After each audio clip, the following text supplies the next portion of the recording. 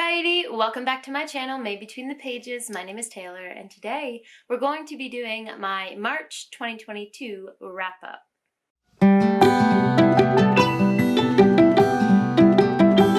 Now, this was a really interesting reading month because I feel like I focused very specifically on my TBR, but I just wasn't able to make it through the whole thing. I had a really busy month overall, and then the last week was spent on a work trip to Okinawa where I was really busy, and I had hopes and dreams of reading, when I got back to my hotel room at night, but I was exhausted every night, so I did not get as much reading done as I had hoped on that trip. So that blocked out like a whole week where I was hoping to finish off some of the things I was in the middle of.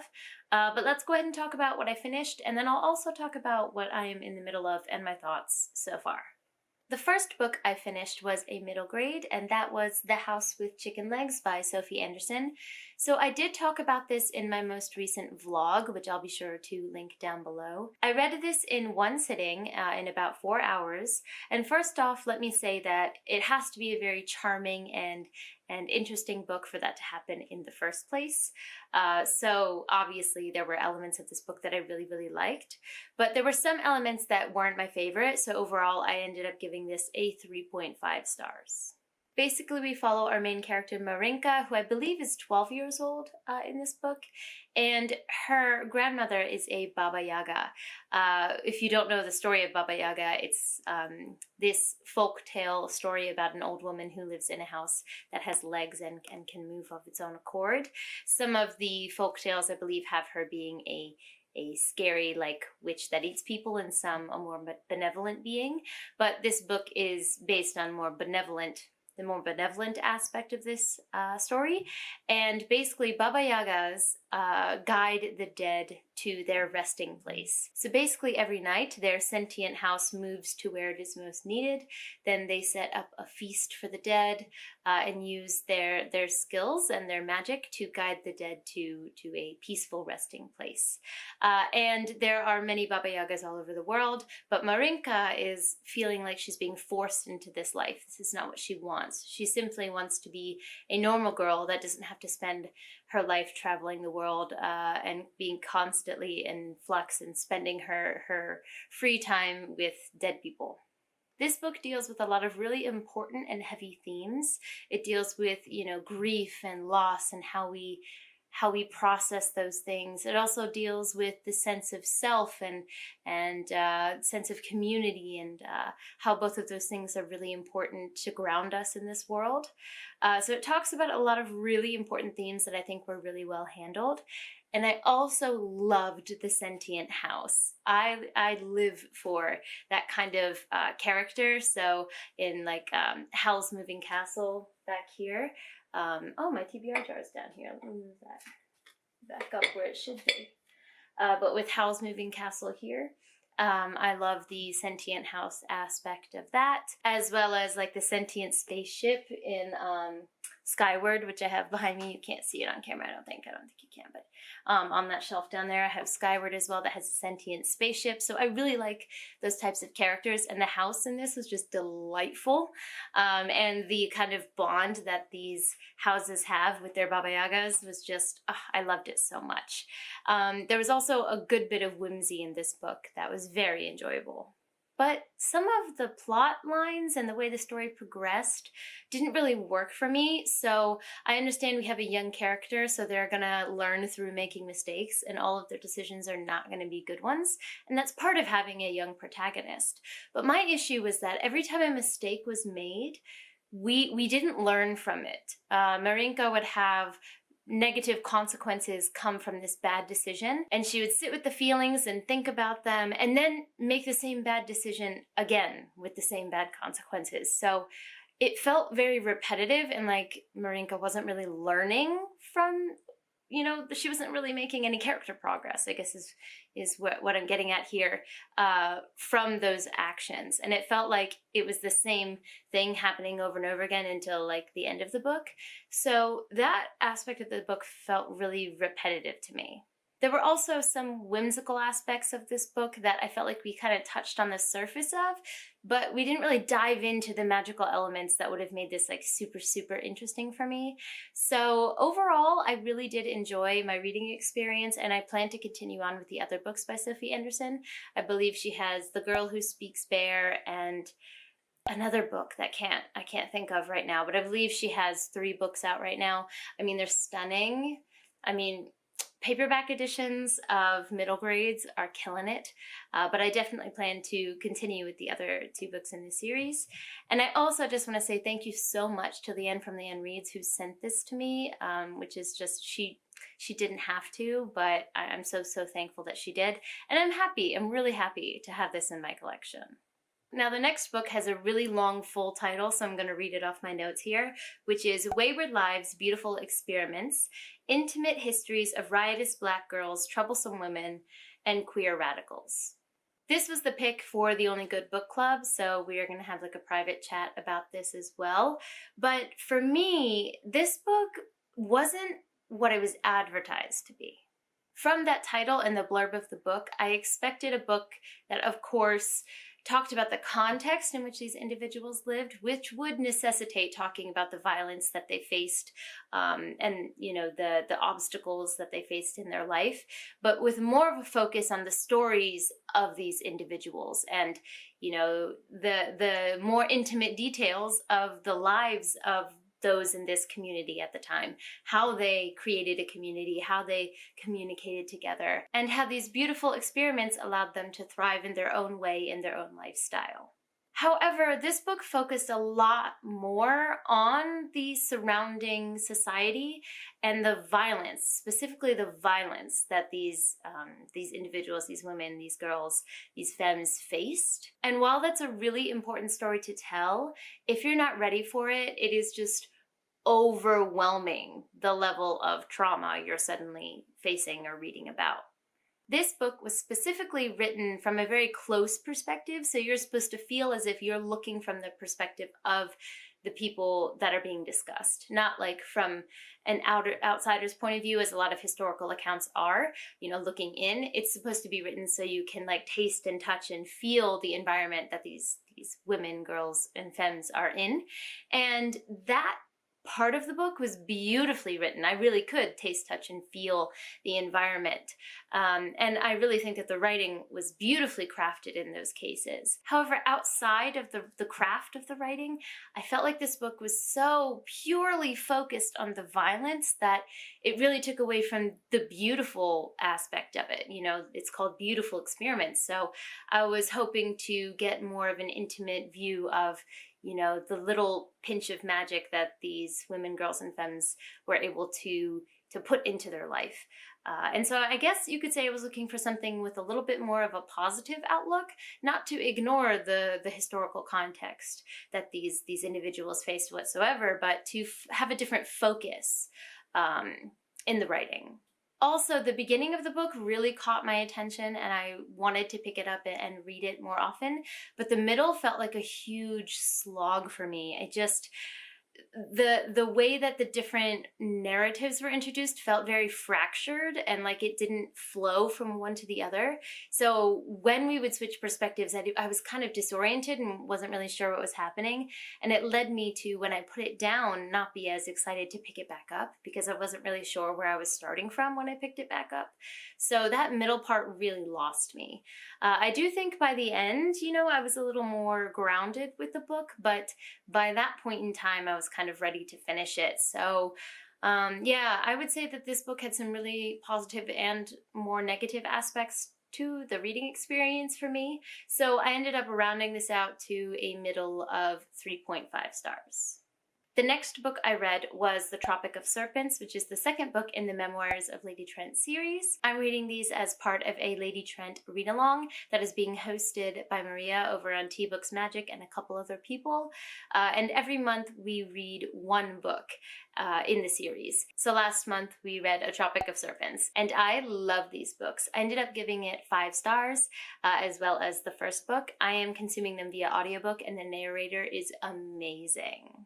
She's so good at portraying the like sassy, sarcastic nature of Lady Trent and the other characters, you know, around her as well. But since we're viewing it through Lady Trent, that portrayal of her is just, I love it so, so much. Basically, this book follows the narrative structure of an older person in the present reflecting on their life in the past, that's why it's called the Memoirs of Lady Trent, that she has written herself. So you're viewing it through that particular lens. And the way it's written is just, it's so cheeky, and just her observations on her life, kind of like breaking the fourth wall in a way, because you're reading about her books that she's written about herself. And it's just, the writing is just wonderful. I love the different layers to it. And basically we follow the story of her becoming the world's leading expert in dragons. But when she first started her journey, she was interested in what is considered a male field. Dragons and science were not considered ladylike. So we follow her journey as she kind of carves her way through a male-dominated field. And that's kind of the overarching vibes of this book, but I'm really pleasantly surprised by elements of like colonialism and a privilege and motherhood, and a lot of like really deeper like topics that are being touched on throughout the series in a really sensitive and nuanced way. I'm really, really enjoying that as well, and I'm pleasantly surprised by that. As I said, I gave this book 5 stars. I would highly recommend it to anyone who's looking for a really good audiobook, and I cannot wait to get to the 3rd book this month. And the last book that I completely finished in March was A Promised Land by Barack Obama. This was also a book that I picked up out of my physical TBR jar, so this one I finished completely. I was planning to read this as a hybrid originally, but I started listening to the audiobook, and Obama himself reads it, and I swear to God, it's like Morgan Freeman. If Obama read a menu, like, I would be invested and interested in it. It's just something about the cadence of his voice that just captures my attention. So I ended up reading almost all of this book via audiobook, because I just loved the way that he portrayed his own story. And I am interested in politics, but I wasn't expecting to be riveted to this book. But this book really personalized the presidency, or like, what's the word I'm looking for? Humanized, that's the word I'm looking for. Humanized the presidency in a way that no other like media I've ever consumed has done for me before. I've read quite a few other books on presidents, but this one just humanized it for me, the office of the presidency for me, in a way that no others have. To hear from him the dreams that he had for the future, and how some of those dreams necessitated a bit of a naivete. You have to kind of balance that with a realistic view of the world, and how your vision, there's never a straight way to your vision, and you have to compromise along the way, but keeping that little bit, that glimmer of the original dream really can do wonders for what you can accomplish. Regardless of whether you like Obama as a person, you hate his politics, you think he, didn't keep his promises in office, or if you think he did, I think that this book has a bit for everyone to take away, regardless of how you feel about the man himself. He discusses the grayness and the messiness of reality, and how any choice made by someone in a position of power, like the President of the United States, has ripples everywhere in the world, and how it's really hard to maintain a sense of morality and grounded sense of self in those situations. And I think it's worth hearing from the perspective of someone who really tried to do that and maintain a connection to who he felt he was at his core. I think it's really valuable to read the perspective of someone who focused on that in such a large way. And I personally feel like he accomplished that. Okay, now let's discuss the books that I'm still in the middle of reading. The first one you'll see on every TBR, but that is Moby Dick by Herman Melville. Now for this month, I did finish the first 3 sections of the book that I was supposed to. I did talk about this in my vlog as well, so like I said before, I'll be sure to link that down below, the same one with the house with chicken legs in it. But I am so surprised by how much I am enjoying and loving this book. You can see I tabbed the living shit out of it. And a lot of these, so yellow tabs mean like laughter or enjoyment, or in this case, in this book, words that I don't know. And I don't know, I was so surprised by the perspective of Ishmael and how humorous I found it. This book is also extremely gay. Like, I don't know how you could read the beginning of this book and not get those undertones from it. Not even undertones, it just is what it is. I don't know if I want to give anything away as to why that is, because if you're not spoiled for this book and you want to read it one day, just because it's a classic, I don't feel like I can freely go ahead and, give away plot points. But yeah, extremely gay from the get, and really humorous. Now, speaking of spoilers, if you have this edition of the book, do not, for the love of God, do not read the introduction, because I don't know if you can see this big block of red, or not red, orange here. That means anger, frustration, and I have 3 tabs right next to each other because I was reading the introduction of a book, right? By nature, what you're supposed to read before you read the book, and it spoils all the main plot points. Why? Why would you do that in the introduction? So I've been spoiled for the end of this book now, and I'm doing my damnedest to forget what I read. I'm really trying, because I read it, realized it was a spoiler, and closed the book and threw it away from me as quick as I could. So I'm trying to forget the words that I read. But why? Why would you spoil a book in the introduction? It makes no sense to me. I was reading it hoping to get insights into, the context of the story before I read it, the symbolism, that's big in here. Because usually that's what introductions have, especially for classics. Nope, they just spoil all the main plot points because it's trash. Why would you do that? Why? So don't do what I did, just a warning. But some other thoughts on this book are that one of our main characters is from the, I think, Polynesian or Indonesian islands, I believe. And he's becomes Ishmael's buddy. And it's interesting the way that Melville has our main character Ishmael talk about him, because Melville himself was a whaler. So he traveled a lot and went to experience a bunch of different cultures, especially in Indonesia as well. And he talks about this character in a way that he clearly wants you as the reader to respect this character and the differences of culture, and wants you to view them as human just as much as, the white Christians that you usually would read about.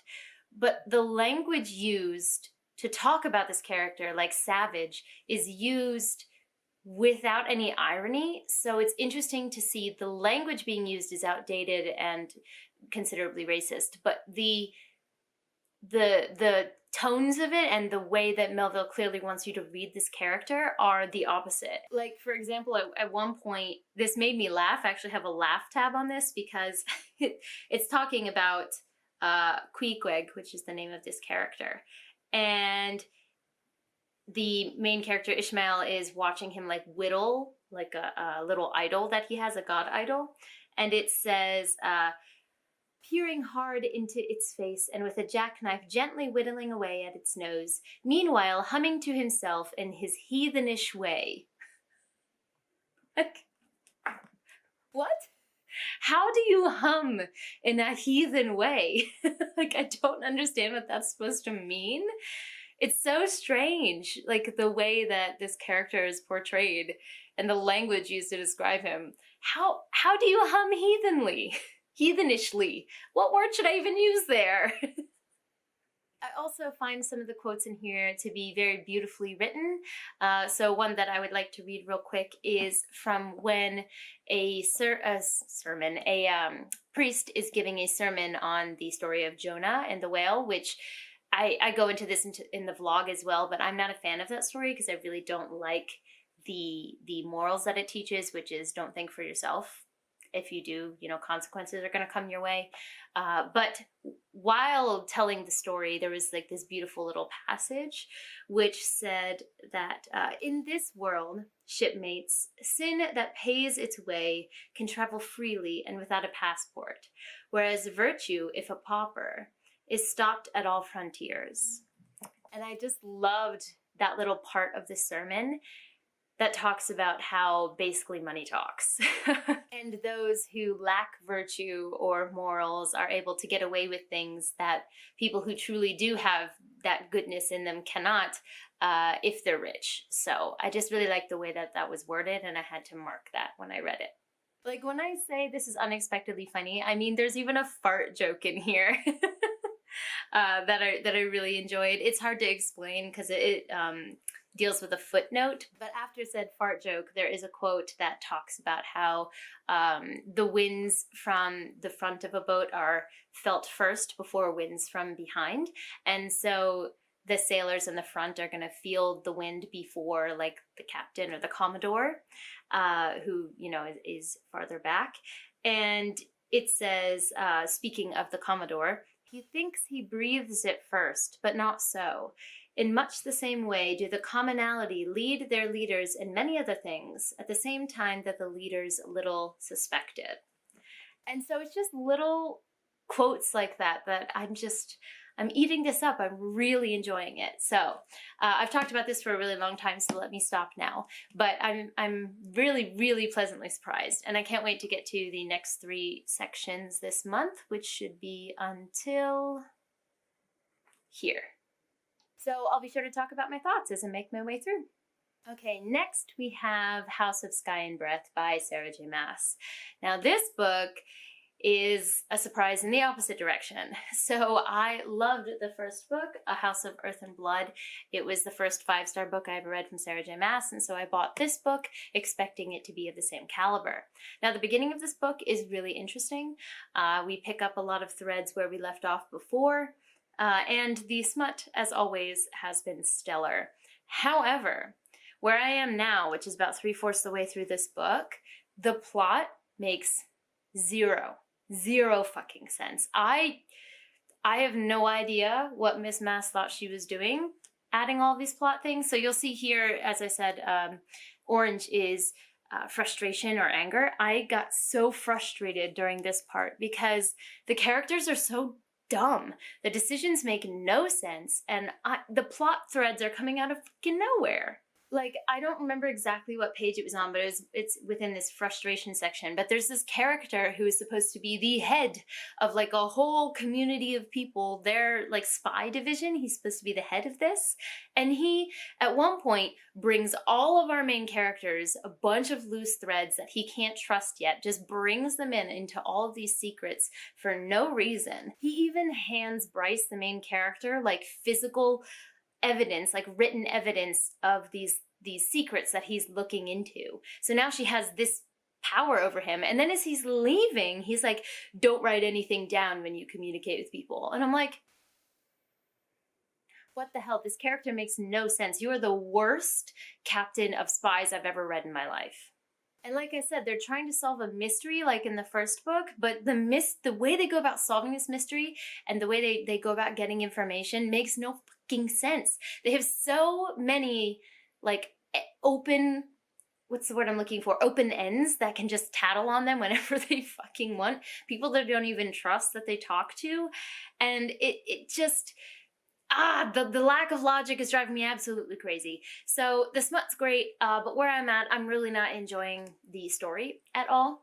I'm gonna stop ranting now because I feel like I'm gonna go into spoilers. But I was supposed to finish this book before I went to Okinawa for work, but I didn't get a chance to, and it is just too massive to bring with me on a plane because this would take up like half of my carry-on, so that's not happening. So I put it down, and I just got back yesterday, so I'm gonna pick this up and try to blow through and finish it. One thing I will say is it does have that readability of Maas, so it's a lot quicker and easier to get through, but so far I like the beginning a lot, but the middle, really not impressed. It has a bit longer to impress me and bring maybe plot threads together, but I don't see how some of these can make sense. Like, everyone's just they're so dumb. They're so dumb. The last 2 books that I started and didn't finish would be number 1, Legacy of the Brightwash, which is on my Kindle. I started reading this actually in Okinawa because this is much easier to travel with. And I wanted to read more of this, but I think, as I mentioned earlier, I was just so tired every time I came home, so I did not end up getting very far in this. I think I'm like 4 or 5% of the way through this book, but the writing so far is just, it's wonderful. It sucked me in from the first page, and I can just imagine the world so vividly, and I've only read that little percentage. So I have really high hopes for this. I think I'm going to blow through it this month. I'm focusing a lot on self-pub in April, so cannot wait to continue with this one. And finally, another book that I picked up while in Okinawa via audiobook was Pride and Prejudice by Jane Austen, of course. So I was hoping to read this one physically, but with just being, traveling and in motion all the time, an audiobook just worked a lot better.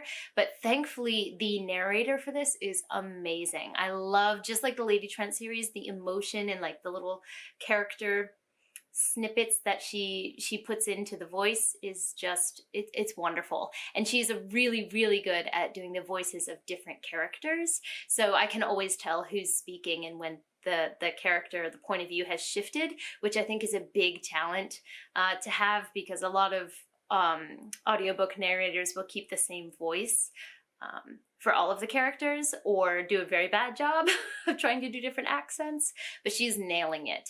So it's been a wonderful experience so far, but I'm also very much in the beginning of the book. I think I am 8% through, but I'm loving it, and I can't wait to continue listening to this book. I think it's going to match the 5-star prediction that I have for it. So that concludes my March TBR. I finished some books, didn't finish some other books, but I'm pretty happy with where I am, because like I said, I really focused on my TBR, and I didn't really do much mood reading outside of it. And I think I'm very confident in being able to finish the books that I'm in the middle of. So yeah, I'm really looking forward to my next month of reading. Let me know in the comments down below if you have the same feelings as me about some of these books, the ones that I'm part of the way through. Please don't spoil me, but I would love to hear your thoughts, and if you felt the same way when you were making your way through these books. I'd love to chat with you guys, as always. Don't forget to like, subscribe, and click that bell. I'd love to have you as part of this community, and I appreciate it. But for now, I'm gonna head out. Johnny!